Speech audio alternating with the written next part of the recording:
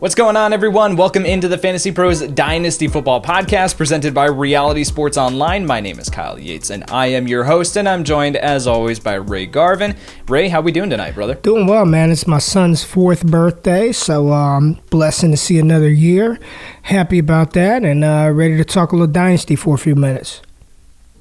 Did you do a theme for the birthday party or anything? He's Spider-Man, Black Panther. He's into Marvel, so it's kind of dope, man. We can share a bond already. There we go. I'm actually going through the Marvel movies with my wife again, and they are just fantastic. I love every single one of them. All right, we've got a fun show tonight. We've got a 2-round rookie mock draft that we are going to rip through. That is a 1 QB format. We did a Superflex 2-round rookie mock here recently on the show. So if you missed that and you love playing Superflex, please just go back to either our YouTube page at youtube.com/fantasypros. You can find it there or in your podcast feed. Listen to that one. But tonight we're going to be ripping through a 1 QB format.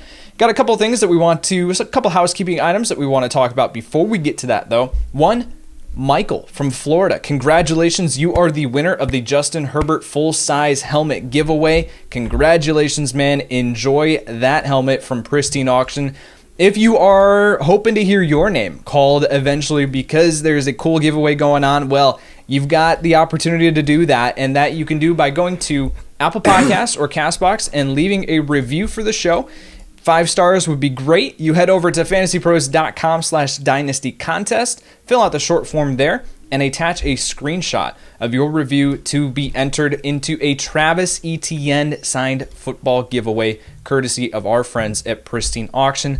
Also, want to make sure that you guys know about the Fantasy Pros Draft Wizard that we've got going on over at fantasypros.com/simulator. Incredibly fun to use, intuitive. Our developers do an amazing job of being able to set this up so that way you can go through a Dynasty startup draft in like 10 to 15 minutes at work if you want to take a break, or if you want to rip through a Dynasty rookie mock draft like we're doing here on this show. You just take 5 minutes of your time. You go over to fantasypros.com/simulator and knock out a mock draft super quick. It's free, easy to use, has the Dynasty support. Absolutely incredible tool that you need to make sure that you are using to get ready for your rookie drafts. All right, Ray, let's get into this right now. Again, it's a 1 QB format here. So the players are going to change. The order is going to change here a little bit based on previously what we've done previously from the Superflex League. So you had the 101 in that pick. You took in that mock. You took Justin Fields there at the 101 in a Superflex League. I've got the 101 this time around, and I'm going chalk here, man. I'm going to take the RB1 in this class. That is Najee Harris here, the running back out of Alabama. Let's get him off the board here. This just seems like a no-brainer pick if I'm sitting there at the 101. Yeah, I thought you might get a little spicy. I thought you might do something out of character here, and you didn't. You went chalk, you went boring, and you went the absolute right pick. I mean, it's Najee Harris. Do I even need to expound upon that anymore? That is the 101 in single quarterback leagues. Yeah, for sure. I mean, his ability to be able to shoulder just a huge workload when he steps onto the field from day one, I think he's going to get significant draft capital. It all lines up here for him to be the 101, and I think he's going to be the 101 after the NFL draft. Let's go to the 102 here. You are now on the clock. Yeah, I'm on the clock, and you know what, Yates? I am going to dive into the running back pool as well and take my RB2 in the 2021 NFL Draft, and I am going to take Travis Etienne. I'm going to take the explosive playmaker, hoping that he gets, solid, first or second round draft capital. And even though I don't think he's going to be a true bell cow in the traditional sense of the word, I mean, he's still ultra talented, he's fast, he's going to be productive, and I like to build through the running back position.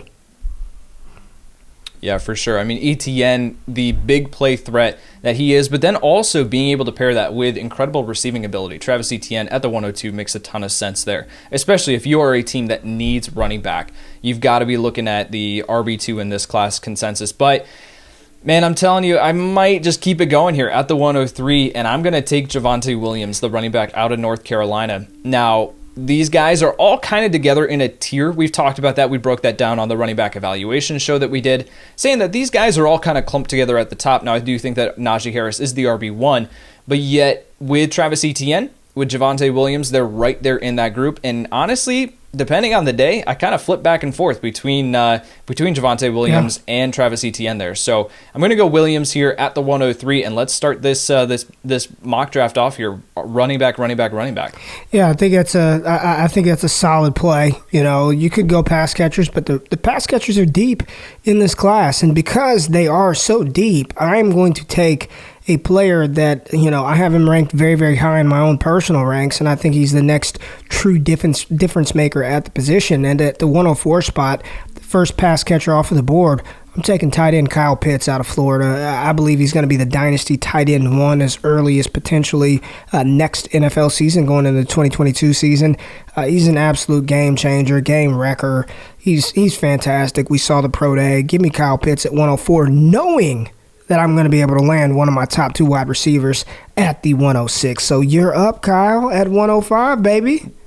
For sure. Do you think that Kyle Pitts in a standard, normal, just home league is going to go before any of the wide receivers? Do you actually think that that's possible? Oh, yeah, 100%. I can definitely see that happening because when you're talking about PPR or even half PPR, you look at the rosters that had, the difference maker that is Travis Kelce, and if you are projecting Kyle Pitts to be the Travis Kelce type player, having that positional upside on your team, knowing the depth of this 2021 wide receiver class, and quite frankly, I know a lot of people who say wide receiver really doesn't matter outside of the top guys. So if we're talking about mid wide receiver 2s or low-end wide receiver 1s, give me the high-end elite talent that is Kyle Pitts over any of those guys.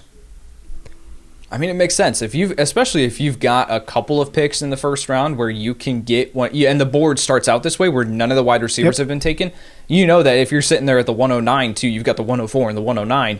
You know that you're going to be able to snag a pretty solid receiver later on too. So yeah, that makes sense. All right, at the 105, I am going to take the top receiver on my board. Let's get Jamar Chase out of LSU. Let's get him off the board here.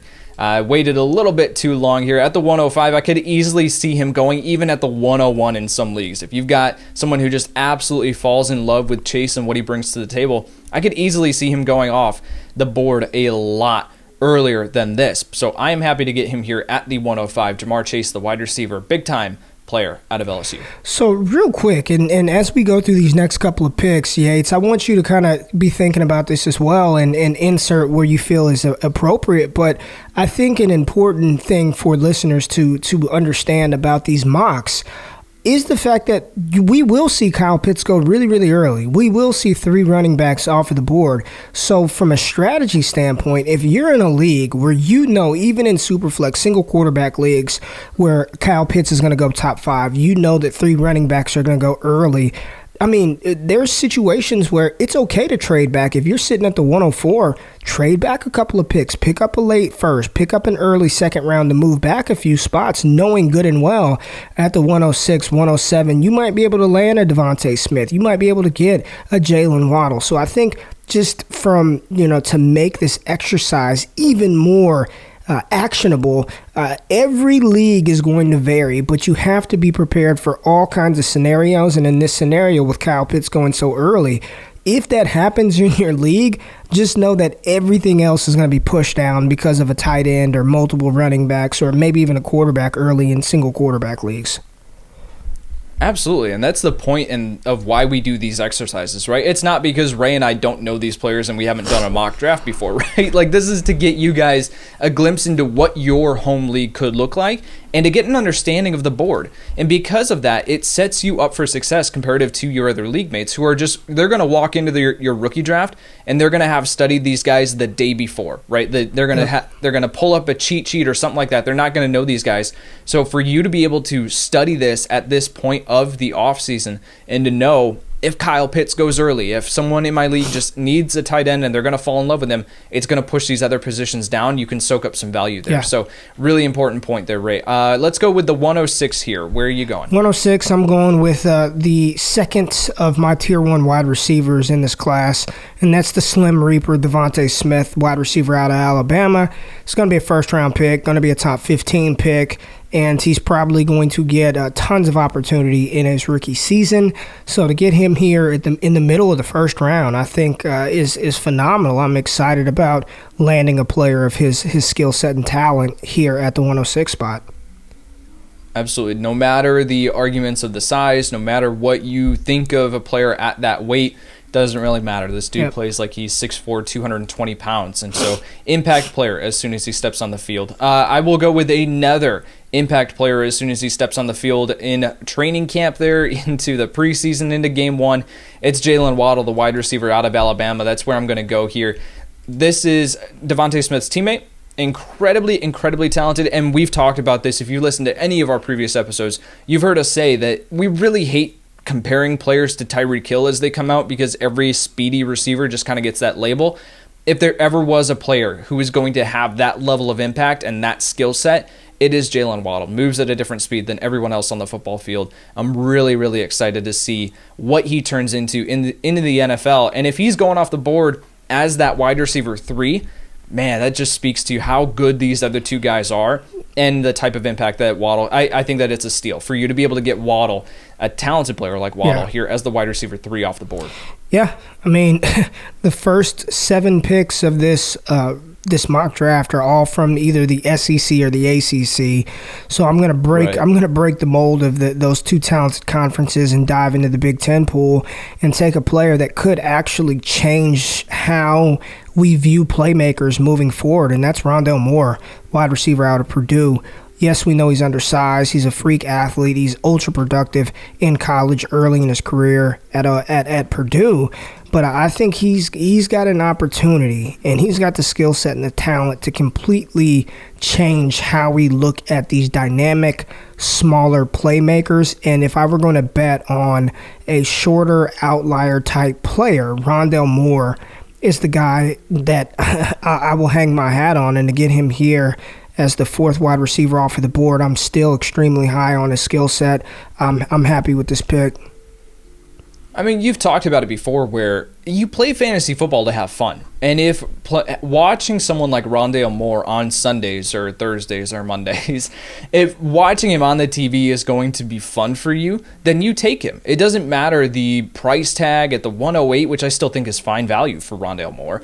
I think that there are some other players that you could absolutely consider in this spot. But if you are going to have the most fun watching Rondale Moore, and that's going to lead to you having fun in fantasy football, then you take him here, because he is an absolutely electric playmaker, can absolutely just thrive in an offense that gives him those creative touches. So love the call here, because that, I think, it's just such a fun selection, right? You have so much fun watching guys like Tyreek Hill and the Christian McCaffreys and the Saquon Barkleys that just have those highlight reel plays. Rondale Moore is a highlight reel play just waiting to happen. So, all right, I will go here at the 109 with Rashad Bateman, the wide receiver out of Minnesota. Checked in a little bit smaller than we thought he was going to be. Apparently never played over 200 pounds, even though he was listed at like 208, 210. If he's doing all of that at 190 pounds, then sign me up, because he plays, again, kind of like a Devontae Smith. Like, he is 30 pounds heavier than what he is. Excellent as a contested catch receiver. Great route runner. We broke him down on our wide receiver evaluation show. If you want a little bit more information as to who Rashad Bateman is, make sure to go back and check that out. But big fan of him here. So to get Bateman at the 109 as the wide receiver 5 off the board, we talked about it, where you can trade down, and I don't think that the drop-off in my grading scale says the same thing. The drop-off here between a Devontae Smith, Jalen Waddle, and a Rashad Bateman, it's not enough to the point where if you can, or it's not that drastic, to the point where if you can trade down, accumulate some more draft capital, and still walk away with a player like Bateman, I'm fine with that. Yeah, man, and that's how I feel about the player that I'm going to select here at the 110 spot, and I'm going to go back to the running back pool and grab the best pass catcher in this class, a player who's probably not going to profile as a traditional bell cow, somebody that's going to carry the ball 25 times a game, but as we've seen time and time again, from the James Whites of the world, the Danny Woodheads, the Austin Ecklers, you can be an RB1 in fantasy and not carry the ball over 250 times. It is not a prerequisite. It is not a requirement in order to be an RB1 in fantasy. Now, I don't believe Kenneth Gainwell is going to be that. He very well could be that, but I think he's going to be a solid option in PPR format. So right here at the 110, I want Kenneth Gainwell, running back out of Memphis. I mean, there's so many people that I've been paying attention to on Twitter and people that I respect, but they're talking about it's the top tier, right? It's the 3 guys that went 101, 102, and 103 in this class, and then there's just absolutely no one else worth selecting, and I'm sitting over here like, what happened to Kenneth Gainwell? Like, can we keep talking about Gainwell? Because he's really, really good. And I think that because he did not play in 2020, that like memory of him is not alive in a lot of people's minds. It needs to be. Getting Gainwell, an impact player at the 110, especially if this is a PPR format, right? Like, we're not drafting based on format or anything, but if it would be to get Gainwell, who could just absolutely soak up targets at the 110, is fantastic. Yeah. Yep.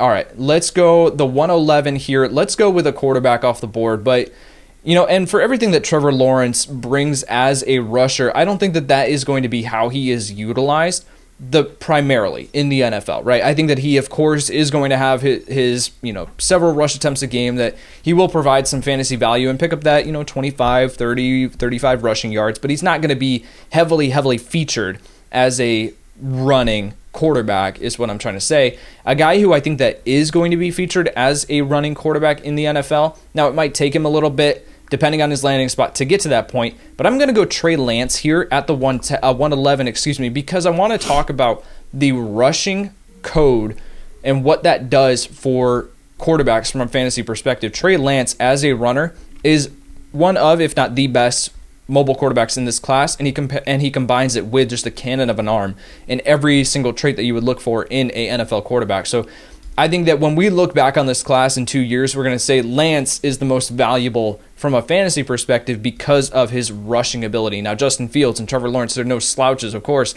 as far as their mobility and running ability, but I think Lance has the highest ceiling. So I'm going to swing for the fences a little bit here. Again, it could change depending on the landing spot and if he has to sit behind a veteran for a year or two, but I think that if he lands in a spot that's going to give him the starting role right away, Lance's fantasy ceiling is just through the roof.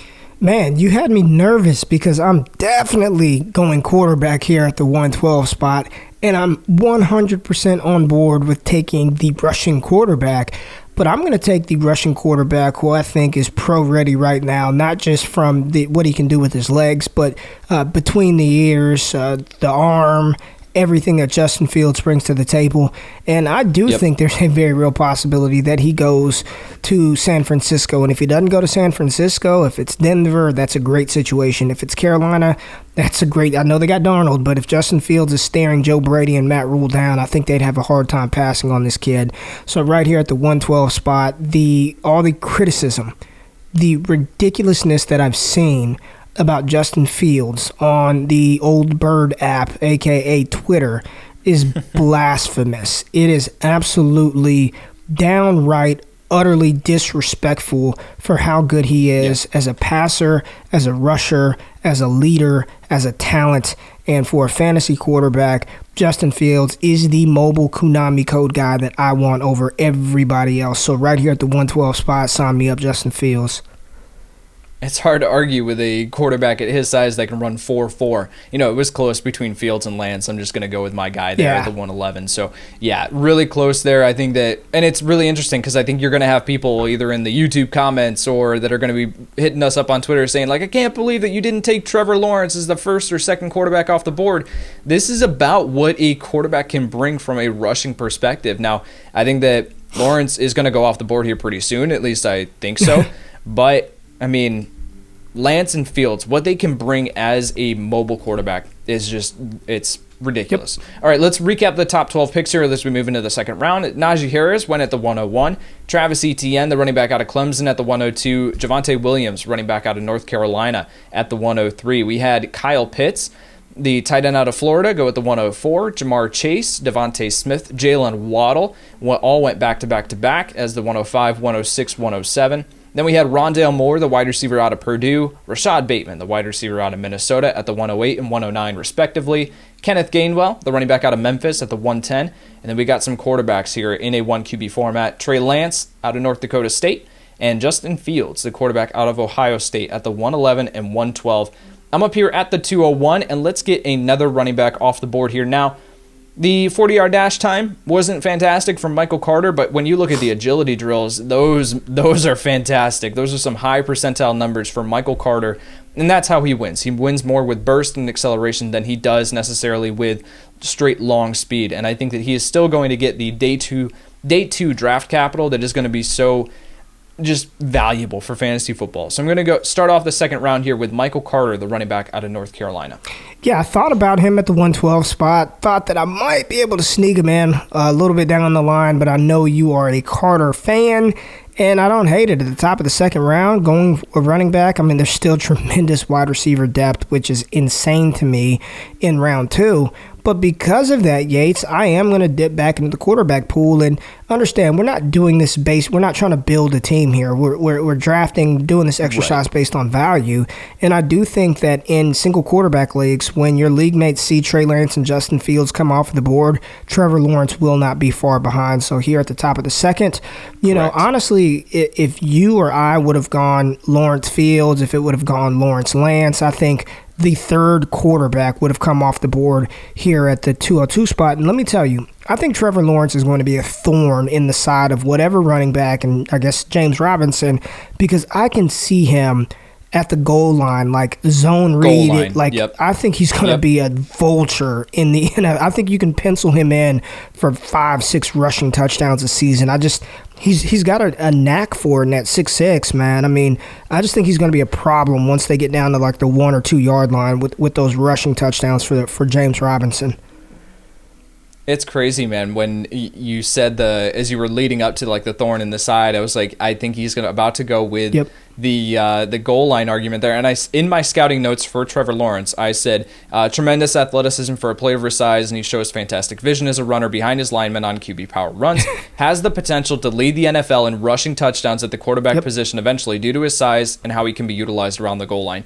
We are in agreement there, man. Boom. I think that, you know, and you said three quarterbacks here going off the board at around this range. I completely agree. The order is going to change depending on the league. If you're in a league with me, guess what? Trey Lance is probably going to go earlier than some of these other guys, but that order is going to change. But I think that, we're hitting it at least in the general vicinity and saying like this is the range that these guys are going to go off the board. But you think at the 203, real quick, Yates, you think Lawrence is going to be kind of a pain for James Robinson dynasty managers, fantasy managers? I do. Yeah. I think that I don't know if it's going to be enough that would push Robinson. Again, I've got to wait to see what happens with the NFL draft, and if they add a Kenneth Gainwell, if they add a Michael Carter, that pass catching back in the NFL draft to be that complement to James Robinson, that'll hurt. You know, that'll depend on his total landing spot in my rankings. But I could absolutely see that James Robinson, you know, you get into that formation around the goal line and you think, all right, here we go, James Robinson, punch it in, let's go. And then it's a QB, you know, it's a QB sneaker, or it's a QB option or read option or whatever, and it's Trevor Lawrence taking it in. So could absolutely see that happening. All right, let's go with a wide receiver here. And at the 203, I'm going to go with Amon-Ra St. Brown. I know that you and I are both pretty high on him. I'm going to take him here at the 203 because I think that he's going to go off the board here pretty quickly. And I want to make sure that I at least secure him. And I think that you saw Pittman go off the board around this range last year in 1 QB formats. And I think that Amon-Ra St. Brown is going to fill a different role, but I think that he can have a very, very similar impact in year one and a great long-term projection. So Amon-Ra St. Brown, the wide receiver out of USC at the 203. Yeah, kind of upset with you. You sniped me. Thought I was going to be able to get St. Brown here. You know I'm a fan.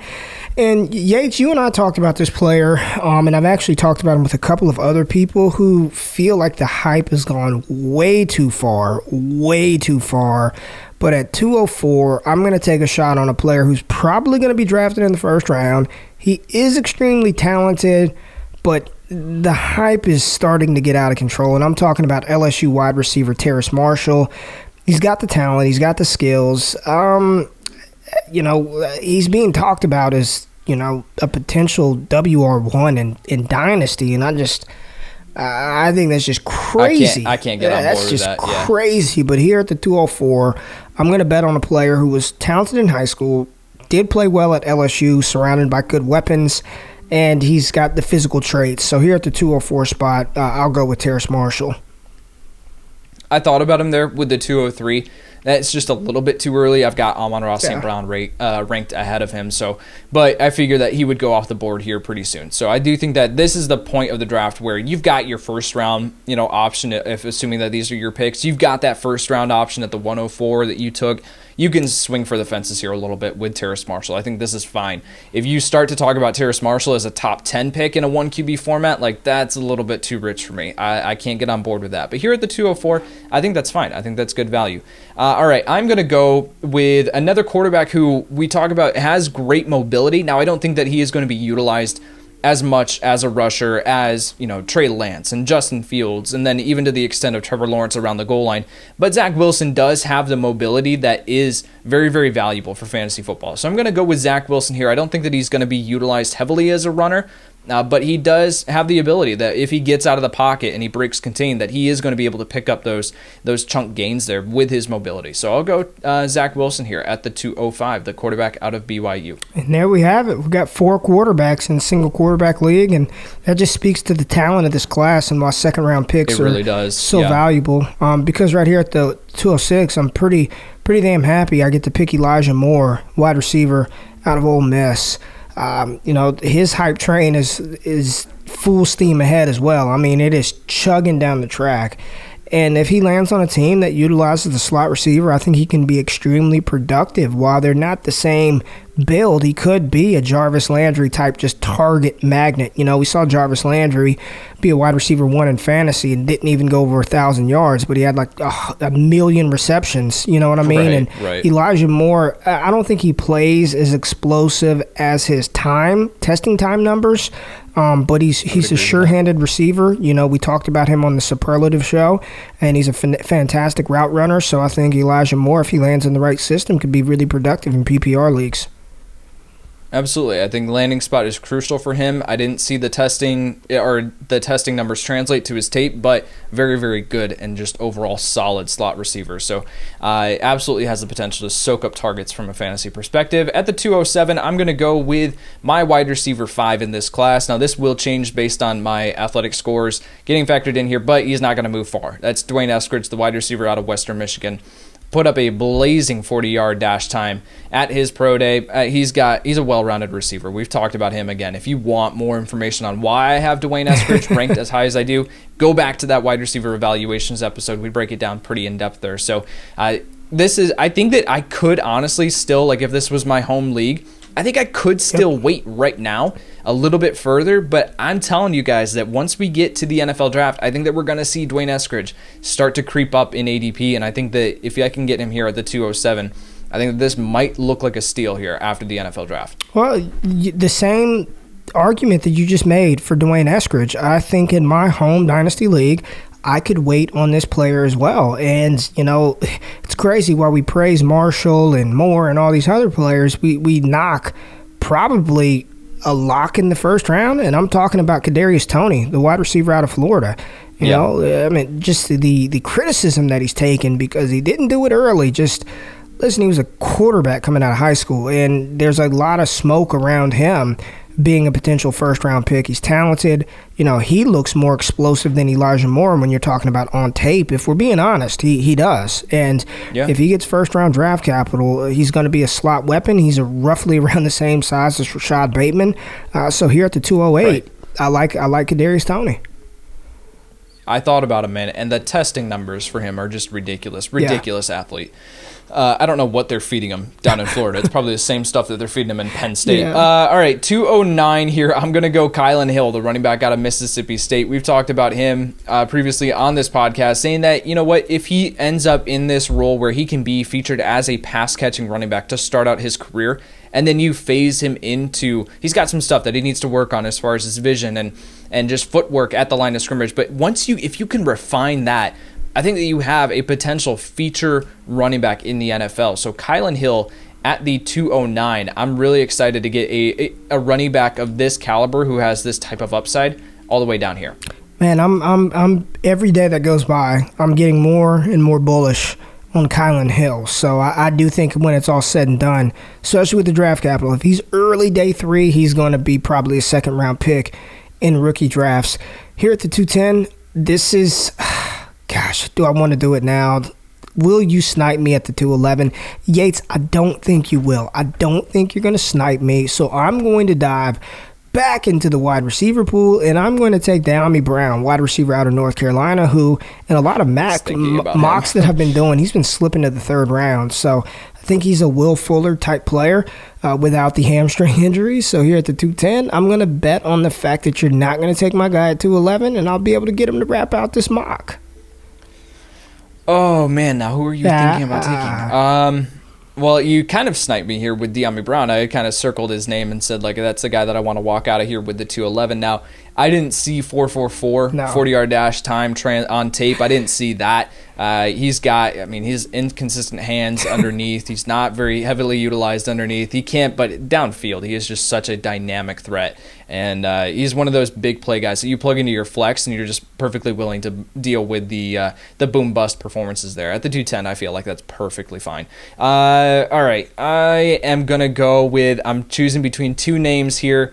I'm going to get this player into the second round here. Yeah, I'm going to go Pat Freiermuth, the tight end out of Penn State here. This is, if we did not have Kyle Pitts in this class, we would be talking a lot more about Pat Freiermuth specifically. Now, Brevin Jordan, great option, a receiving option for an NFL team. The testing numbers weren't what you wanted them to be. Tommy Tremble has his value as an H-back, but with Pat Freiermuth, he has the potential to be an impact player at the tight end position. And so we saw Kyle Pitts go all the way at the 104. Now, for everything that Pitts is, he is fantastic. He's like a top 3 player on my big board.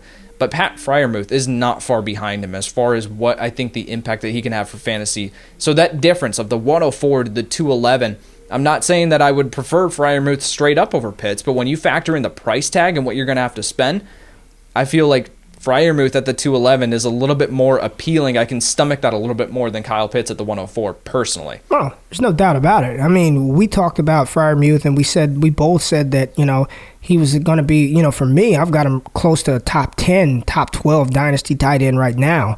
Kyle Pitts, I have him as, tight end 3, tight end 4. But when you're talking about value, I mean, this is a 12-pick difference or whatever it is, longer than that. I mean, yeah, there's tons of value in Freiermuth or Hunter Long or Kenny Bowe or Brevin Jordan. So absolutely. So great pick, great value on the tight end position. And here at the 212, I'm calling my shot now. We saw the testing numbers. He's got the production. If he gets drafted late day 2, early day 3, there's no way that this running back is going to fall out of the second round. And it's my guy. It's my guy, Elijah Mitchell, out of Louisiana here at the 212 spot. He can do it all, bang between the tackles. He can catch the ball out of the backfield. I mean, he's a really good player, and I think he's going to get the draft capital, so I'm going to bet on that and take the running back here to round out the second. Now, it's so funny with Elijah Mitchell that he completely just transformed from what we saw on tape, at 201 versus the 217 that he was listed at as far as weight. But he's an excellent pass catcher out of the backfield, running that, 4.38 or something like that. Like, just fly-in 40-yard dash, great testing numbers in the vertical and broad zone, too. Like, you've called him before the pro day and what we knew. You called him the James Robinson of this class. How funny would it be if Jacksonville drafts him to be the complimentary piece to James Robinson? Like, that would just be fantastic. Just to have the James Robinson of this class paired with the James Robinson of last year. So, all right, to recap the second round here, we had Michael Carter go off the board at the 201. Trevor Lawrence, the quarterback out of Clemson, of course, at the 202. Amon-Ra St. Brown, wide receiver out of USC, at the 203. Terrace Marshall Jr., wide receiver out of LSU. Zach Wilson, quarterback, BYU, at the 205. Elijah Moore, the wide receiver out of Ole Miss, at the 206. Dwayne Eskridge, the wide receiver out of Western Michigan. Can we guess who took him? At the 207. Kadarius Toney, the wide receiver out of Florida. 208. Kylan Hill, running back, Mississippi State, at the 209. Dyami Brown, the wide receiver out of North Carolina, at the 210. Pat Freiermuth, the tight end out of Penn State. And Elijah Mitchell, the running back out of Louisiana, wrap it up at the 211 and 212. Respectively. All right, Ray, that was an awesome mock draft, man. I'm just really excited. Like, we're getting so close to the NFL draft. We're going to know these landing spots of these guys here so soon. And I'm just so excited for us to sit down Of course, we got the big mock draft that we'll do right before the NFL draft, but then to sit down afterwards and just see how drastically different the landing spots just make this entire mock draft, right? Like, it's going to be so much fun to just sit down and say, like, man, can you believe that we got Kadarius Toney at the 208, you know, in this mock draft that we did, or De'Ami Brown at this spot? He's going as a top 7 option or whatever. I just feel like it's going to be super different, and I just can't wait for it. You know what I can't wait for, Yates? I can't wait for San Francisco to take Mac Jones and you have to talk about it all the time. That's what I can't wait for. Anytime that I tweet out anything about Mac Jones in San Francisco, I'm like, Ray's seeing this. I'm stirring the pot, man. I'm waiting for you to boil over. I'm just waiting for it, man. Anytime you see me tweet Nope. I just bird box. I put my blindfold around and I'm like, I love Yates. I'm not gonna entertain Yates today. I'm not gonna do it. Oh, man. All right. Well, that is one of the ones that, like, that when we have our recap of the NFL draft, that is, like, where we're starting, like, instantly, is what San Francisco did with the 103, where Mac Jones went, where Trey Lance went, all this stuff. That's going to be a lot of fun. Yeah. All right. Thank you so much for listening to today's episode, and thank you so much to Reality Sports Online for sponsoring today's podcast. Check out what they've got going on at realitysportsonline.com. Ray, man, appreciate you taking a break here from your son's birthday. Get back to the family, man. Really appreciate you taking some time out. Anytime, brother. Awesome. All right, well, for Ray Garvin, I'm Kyle Yates, and we'll see you next time. Looking for useful content, fantasy-relevant information, and the data that can help your team win? Then make sure to subscribe to the FantasyPros YouTube channel. And while you're at it, follow us on Twitter, Instagram, and Facebook at FantasyPros, so we can help you dominate your league all season long.